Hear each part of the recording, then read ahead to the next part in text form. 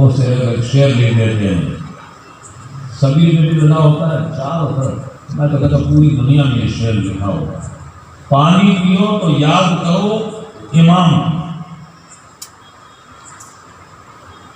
کس بے وقوف نے یہ شعر لکھ دیا ہے، یہاں تک علماء بیان کرتے پانی پیو تو یاد کرو امام کی۔ ہم میں پانی پیوں گا تو امام حسین کی یاد کیوں آ رہی؟ ارے بھوکے رہو تو یاد کرو بھوک امام کی، پیاسے رہو تو یاد کرو پیاس امام کی۔ جب پیاسے رہیں گے تو حسین کی پیاس، علی اکبر کی پیاس یاد آئے گی، بھوکا رہنا علی اکبر کا یاد آئے گا۔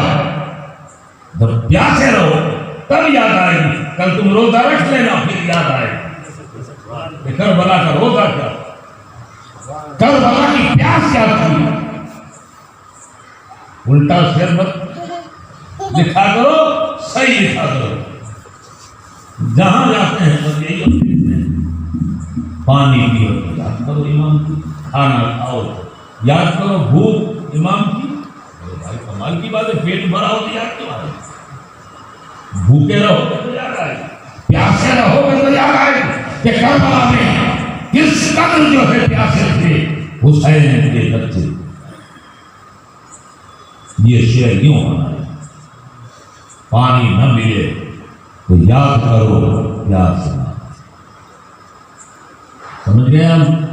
ہاں، اس کے رسول پر پوری ذمہ داری سے بات کرو۔ اب سنو، سمجھے نا روزہ کیسا روزہ؟ تراویح، اللہ اکبر، رمضان شریف ہے، تراویح کا موقع ہے، مجھ سے کہا تھا کہ تراویح پہ بھی بول دیں، لوگ تراویح پہ بھی بول دیں۔ اللہ ماشاء اللہ سب کے لیے بات نہیں ہے، بلکہ سنو، تراویح صاحب روحانیت ہوتا ہے، امام جس کا مستقیم ہوتا ہے۔ ایسا اگر کوئی تراویح پڑھانے والا ہو، حضرت عبدالعزیز محدث دہلی کی جامع مسجد میں 27 رات کو جو قرآن ختم ہوتا ہے، حضور آئے ہوئے ہیں نا، تم کون ہو؟ کہا مجھے ابو ہریرہ کہتے ہیں، اور مجھ سے حضور نے کہا تھا آج عبدالعزیز قرآن ختم کرنے والا ہے، آج اس کا قرآن سننے کے لیے جائے۔ شاہ عبدالعزیز کھڑے ہوئے دوڑے کہ میں ابو ہریرہ کے قدم چوموں، تو نظروں سے غائب۔ تراویح جب پڑھانے والا صاحب روحانیت ہو، اللہ والا ہو، تو مصطفیٰ تشریف لاتے ہیں، رسول پاک آتے ہیں۔ یہی وہ جامع مسجد دہلی اور شاہ عبدالعزیز محدث دہلی کے والد شاہ ولی اللہ محدث دہلی، اور شاہ ولی اللہ محدث دہلی کے والد شاہ عبدالرحیم محدث دہلی۔ اور جب دہلی بولا جائے تو سمجھ لیں ان کا مدار دلی ہے۔ نام کیا؟ عبدالرحیم محدث دہلی، عبدالرحیم محدث دہلی۔ روزے سے تھے، فرماتے ہیں خود نے لکھا کہ میں روزے سے تھا، سفر میں تھا، گھوڑے پر میں سوار ہو کر نہ جانے اتنا سفر کیا، واپسی میں کہتے روزے سے بھی تھا، رمضان کا مہینہ تھا، اور فرماتے ہیں کہ پیسہ بھی ختم ہو گیا، گھوڑا بھی بیچ دیا، کچھ نہ تھا، بس ایک جگہ پہ سو گیا۔ افطاری کا وقت بالکل قریب تھا، کہتے اتنا تھک گیا تھا روزے کی حالت میں، پیسے تو کچھ نہیں تھے، کہتے میری آنکھ لگ گئی، میں سو گیا، قسمت جاگ گئی، قسمت جاگی عبدالرحیم محدث دہلوی کی۔ مفید الوائز دن کتاب اٹھا کے دیکھ لیں، کہتے میری قسمت جاگی کہ رسول پاک تشریف لائے۔ عبدالرحیم پریشان کیوں ہے؟ لے منہ کھول، افطاری کا وقت ہو گیا، تیرا نبی تجھے افطار کرانے آیا۔ کہتے سرکار مجھے ایسے چاول کھلائے، لقمہ دیتے جا رہے تھے، میں کھاتا جا رہا تھا، خواب میں افطار کیا میں نے، اور جب آنکھ کھلی تو دیسی گھی کی خوشبو آ رہی۔ جو مصطفیٰ چاول لائے تھے وہ دیسی گھی میں بنا کے لائے تھے۔ عبدالرحیم محمد سے نبی فرماتے ہیں میرا روزہ وہ قبول ہو گیا کہ مصطفیٰ نے افطار کرا۔ جس کو رسول اللہ افطار کرائیں، روزہ چھوڑائیں، بتاؤ وہ نبی کا عاشق بھی کیسا ہوگا، وہ پروانہ بھی کیسا ہوگا، جس کو مصطفیٰ جاننا ہے افطار کرنا۔ بہت بڑے ولی سبحان اللہ، رسول اللہ کی میلاد پر مٹھائی بانٹتے تھے، یہ ولی، اور پیسے کچھ نہ رہے تو چند 4 پیسے ہی رہ گئے جو چنے لا کر سرکار کا فاتحہ دیا، بچوں میں بانٹ دیا۔ گھر پہ آئے عشاء کی نماز پڑھتے تو روئے اتنا، درود پڑھتے جاتے تھے، روتے جاتے تھے، میرے آقا آپ تو دلوں کی دھڑکنوں کو دیکھ رہے ہیں، پہلے میرے پاس سب تھا تو مٹھائی پورے گاؤں والوں کو کھلاتا، آج کچھ نہیں تھا، 4 پیسے کے چنے ہی آپ کی بارگاہ میں نذر کر دی۔ بہت روئے، کمرے میں بہت روئے، درود پڑھتے رہے۔ فرماتے ہیں کہ درود پڑھ پڑھ کر سو گیا، قسمت جاگ اٹھی کہ رسول اللہ صلی اللہ علیہ وسلم تشریف فرما ہے، صحابہ کا مجمع ہے، اور جو چنوں پر انہوں نے فاتحہ کیا تھا وہ چنے مصطفیٰ کے بازو میں رکھتے تھے۔ عبدالرحیم دل چھوٹا کیوں کرتا ہے، ہم نے تیرے چنوں کو قبول کر لیا۔ مصطفیٰ مٹھائی نہیں دیکھتے، غلام کی نیت دیکھا کرتے ہیں، غلام کی نیت دیکھا کرتے ہیں۔ اللہ اکبر۔ بتائیے جو بھی یہاں یہ پروگرام ہوئے مصطفیٰ دیکھ رہے ہیں، اللہ دیکھ رہا ہے، وہ قبول کر دیتا ہے میرے بندے کیا کر رہے ہیں، حضور کہہ رہے ہیں میرے غلام کیا کر رہے ہیں، بس حضور کی بارگاہ میں قبول ہو جائے، بیڑا پار ہو جائے۔ پیرے پیرا شاہ گیلا گوشت خاندانی، ہمارے جاوید باپو نے کہا تھا پیران پیر کی روشنی ڈال دینا، بات آگئی تھی، ایک بات نہیں کی تھی، روشنی ڈال دوں۔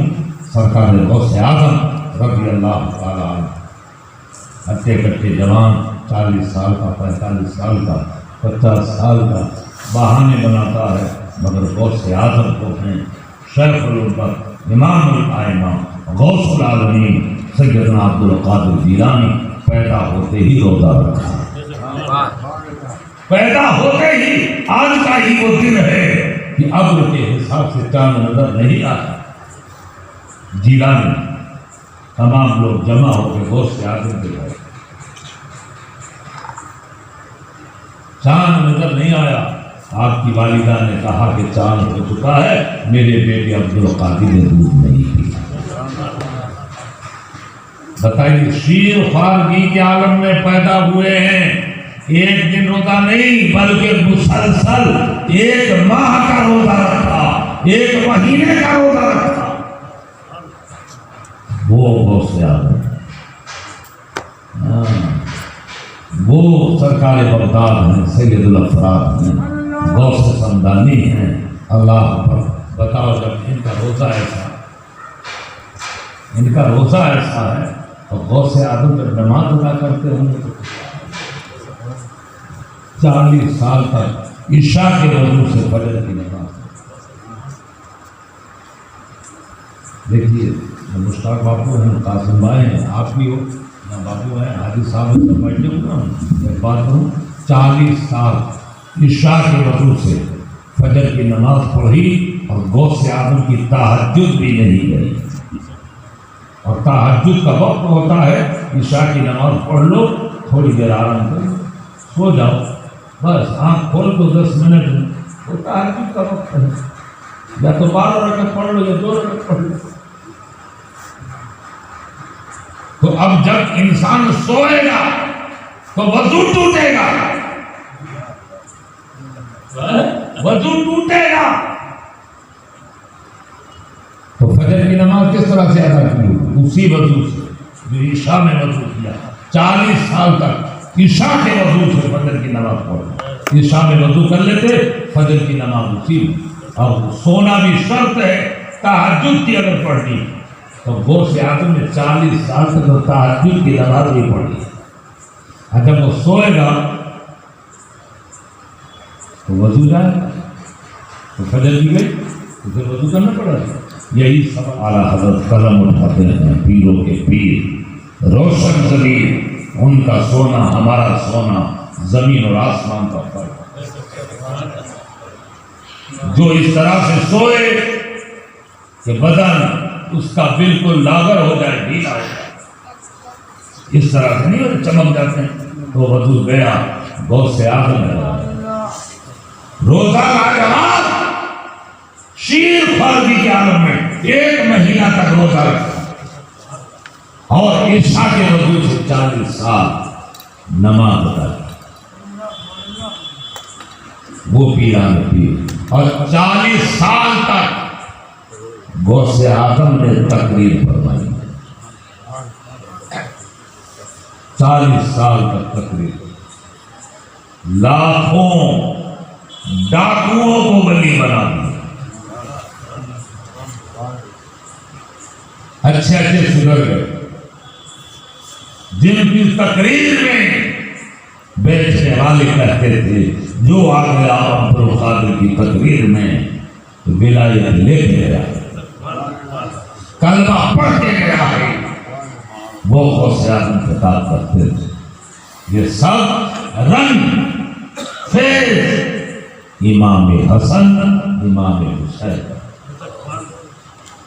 اور انہی میں اولادوں میں میرا سید علی کا جو آج فیض ہے وہ بھی امام حسین کا، امام حسن کا فیض نظر آ رہا ہے۔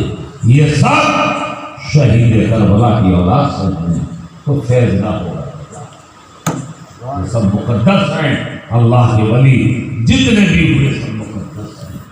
ہمارا روزہ بس آخری بات افطار کرنا، افطار کرانا۔ ابراہیم ادہم رحمۃ اللہ علیہ دنیا میں سے 2 ولی ہوئے جو پہلے بادشاہ تھے، بادشاہی کو ٹھوکر ماری اور فقیری ہوئے۔ سلطان اشرف مخدوم سمنانی ایک بادشاہ یہ تھے، اور ایک ابراہیم کیا کرتے تھے معلوم؟ جنگل میں لکڑی کاٹتے تھے اور اپنے کاندھے پر اٹھا کے بیچتے تھے، پھر خریدتے سامان، فروٹ لاتے، اور جو روزے دار ہوتے مسجد میں ان کو افطار کرتے، مزدوری کر کر کے افطار کے لیے سامان تیار کر رہے ہیں۔ ابراہیم ادہم کوئی معمولی نہیں ہے، حبیب اجمی کے خلیفہ، اور حبیب اجمی خلیفہ حسن بصری ہے، اور وہ خلیفہ مولا علی، اور حج تو سب نے کیے ہیں۔ ابراہیم ادہم کا حصہ الگ ہے، جب اپنے گاؤں سے چلے ہیں حج کرنے کے لیے، ہر 2 قدم پر 2 رکعت نماز نفل ادا کرتے، 14 برس میں پہنچے، اور ایک روایت میں 20 سال میں پہنچے، مکہ 20 سال میں پہنچے، اور ایک روایت میں 14 سال، 14 سال کے کم ہے، پھر بھی پہنچے تو کعبہ نہیں تھا، کہا کہ غلط جگہ تو نہیں آ گیا، کعبہ کہاں؟ مولا تیرے گھر کی زیارت کے لیے چلا تھا، تیرا گھر ہی نہیں ہے، کعبہ نہیں ہے۔ آواز آئی کہ ہماری نیک بندی رابعہ بصری آ رہی ہے، اس کے استقبال کے لیے گیا ہے۔ نعرہ تکبیر، نعرہ رسالت۔ یہ اللہ والوں کا تقویٰ ہے یہ اللہ والوں کی عبادت ہے. ہم اور آپ کی عبادت اللہ کو سید علی کے صدقے میں، غوث اعظم کے صدقے میں، ابراہیم ادہم کے صدقے میں اللہ کو، ہماری اور آپ کی حاضری اللہ کو بھی جب تک زندہ رہیں ایمان کے ساتھ رہیں. جب اس دنیا سے جائیں تو یہ کلمہ لا الہ الا اللہ محمد رسول اللہ وما علینا الا البلاغ.